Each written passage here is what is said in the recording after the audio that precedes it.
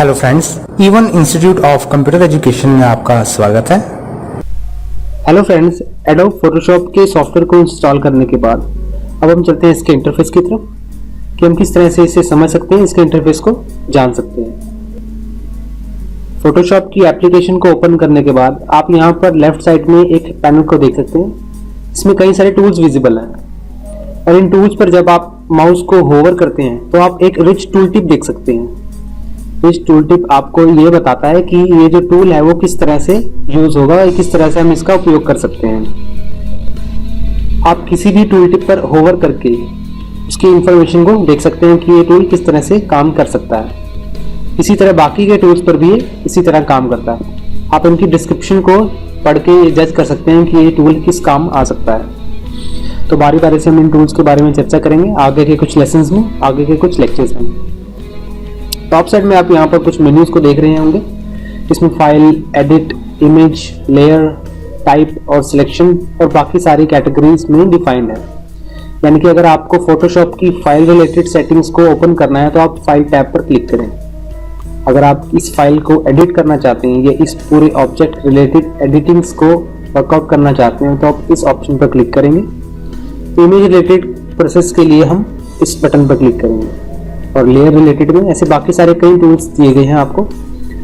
यहाँ पर हम शुरुआत करते हैं सबसे लेफ्ट पैनल से। लेफ्ट पैनल में आप यहाँ देख पा रहे हैं कि यहाँ पर आपको एक टूल टिप दिख रहा है। अगर आप चाहते हैं कि ये टूल टिप किसी भी टूल पर क्लिक करने पर ना आए तो उसके लिए आपको क्या करना होगा, एडिट टैब में जाकर प्रेफरेंसेस में जाना होगा, जो कि यहाँ पर नीचे हमारे पास दिया गया। प्रेफरेंसेस में हमें टूल्स ऑप्शन पर क्लिक करना होगा। टूल्स ऑप्शन पर क्लिक करने के बाद आप यहाँ पर देख सकते हैं टूल टिप्स को अगर आप इनेबल करते हैं तो आप इस होवर बटन को नहीं देख पाएंगे। अगर आप किसी अदर टूल टिप्स को भी देखना नहीं चाहते हो तो आप इस ऑप्शन पर क्लिक करके बाकी के टूल टिप्स को भी डिसेबल कर सकते हैं। मैं ओके कर देता हूं। अब यहाँ पर आप देख सकते हैं हमारे पास जो टूल टिप्स हैं वो डिसेबल हो गए हैं। किसी भी ऑप्शन पर अगर मैं क्लिक करूं तो मैं वो टूल टिप नहीं देख पा रहा हूँ। फिर से ऑन करने के लिए आपको एडिट प्रेफरेंसेस में जाकर टूल्स में उस ऑप्शन को ऑन कर देना है। मैं अभी के लिए इसे डिसेबल कर देता हूं। उसके बाद यहाँ पर बॉटम में आप देख पा रहे हैं यहाँ पर डॉक्यूमेंट का साइज दिखाया जा रहा है। अगर आप साइज रिलेटेड सेटिंग्स नहीं चाहते या किसी ऑब्जेक्ट रिलेटेड सेटिंग्स को चेंज करना चाहते हैं, जैसे कि आप यहाँ पर साइज में देखना चाहते हैं, डॉक्यूमेंट की प्रोफाइल देखना चाहते हैं कि किस प्रोफाइल का है, आप उसे यहाँ पर देख पाएंगे। और इसी तरह इसके डायमेंशंस कि इस डॉक्यूमेंट की डायमेंशन क्या है आप उसको भी यहाँ पर देख पाएंगे। और यहाँ पर और इस ऑप्शन पर अगर आप लेफ्ट क्लिक करके रखें, लेफ्ट क्लिक होल्ड करके रखें तो आप उस रिलेटेड सेटिंग्स को और भी डिस्क्रिप्शन में देख पाएंगे। अगर आप ये देखना चाहते हैं कि इस पूरी फाइल में कितनी लेयर्स हैं तो आप लेयर काउंट के ऑप्शन पर क्लिक करके उस लेयर को भी जज कर सकते हैं। मैं अभी के लिए साइजेस पर डिफॉल्ट जो कि हमें दिया गया था मैं उसे ही क्लिक कर देता हूँ। एंड अब चलते हैं राइट साइड के फोटोशॉप के पैनल्स की तरफ। राइट साइड में आप यहाँ पर देख रहे हैं कि यहाँ पर हमारे पास कई सारे कलर्स एंड स्वैचेस दिए गए हैं, जिससे हम कलर कॉम्बिनेशंस को सिलेक्ट कर सकते हैं। और यहाँ पर लर्न रिलेटेड सेटिंग्स है, यानी कि अगर आप फोटोशॉप में बिगिनर है, न्यू है, तो आप इन वीडियोज या इन ऑप्शंस को क्लिक करके उनके बारे में जानकारी ले सकते हैं कि आप अपनी फोटोज को किस तरह से फिक्स कर सकते हैं। कुछ फंडामेंटल स्किल्स, इसके अंदर बारी बारी से कई तरह की ऐसी स्किल्स वर्कआउट की गई हैं, बताई गई हैं। इफेक्ट्स के बारे में अगर आप नॉलेज लेना चाहते हैं या प्रिंटिंग के बारे में तो आप इन ऑप्शंस पर क्लिक कर सकते हैं। लाइब्रेरीज के टैब में अगर आप क्लिक करें तो आप लाइब्रेरीज रिलेटेड सेटिंग्स को देख पाएंगे। इसके अंदर आप कई सारे फॉन्ट रिलेटेड सेटिंग्स, कई सारी वीडियोस या कई सारे टूल्स को भी देख पाएंगे कि आप उसे किस तरह से यूज कर सकते हैं। इसके बाद एडजस्टमेंट्स में आप किसी भी इमेज के ब्राइटनेस को चेंज कर सकते हैं, उसे मैनेज कर सकते हैं, उसके लेवल्स को, कर्व्स एंड और भी बाकी सारी सेटिंग्स हैं जो कि फोटोज रिलेटेड है। और बाकी के टूल्स की भी जानकारी हम फ्यूचर के लेसन्स में लेंगे। इसके बाद आप यहाँ पर नीचे देख पा रहे हैं कि हमारे पास कुछ और भी ऑप्शन दिए गए हैं। इसमें लेयर, चैनल और पाथ रिलेटेड सेटिंग है। मैं इसे ड्रैग कर लेता हूँ ताकि मैं इसे ओपन कर सकूँ एक नई सेक्शन में।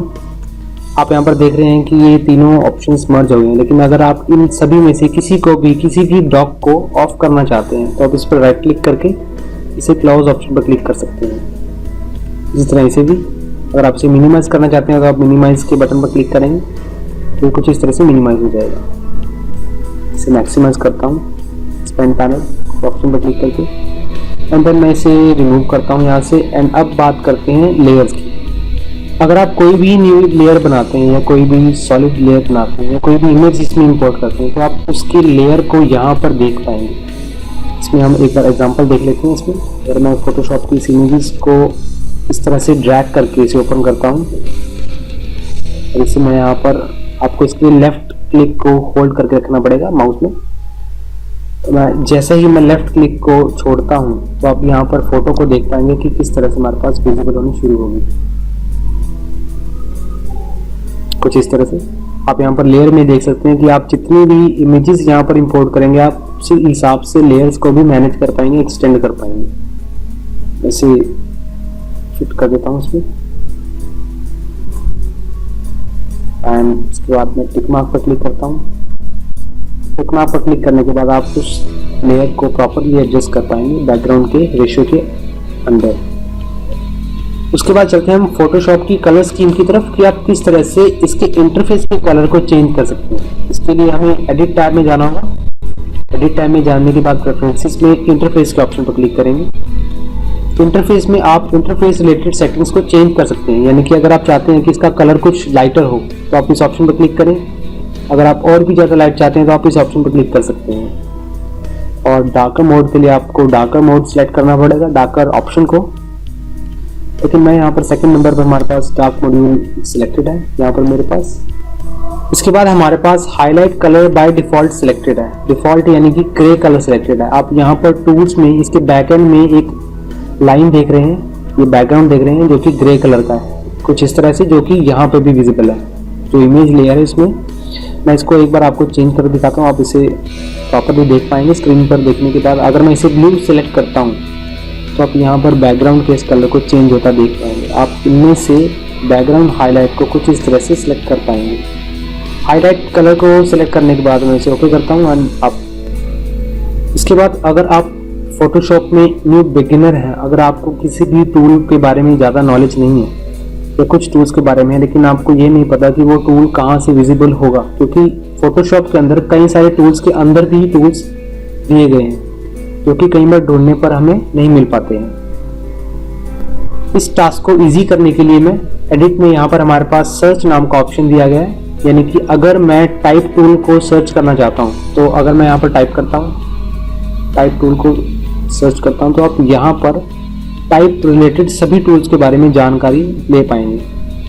टाइप में प्रेफरेंसेस में ये ऑप्शन, ये प्रॉपर्टी है जो कि प्रेफरेंसेस में दी गई है, कैरेक्टर पैनल, नोट टूल और कई सारे ऐसे टूल्स हैं जिसमें टाइप वर्ड मेंशन है। और ये फोटोशॉप आपको उस रिजल्ट को इजी करने में सहायता करता है, मदद करता है, हेल्प करता है।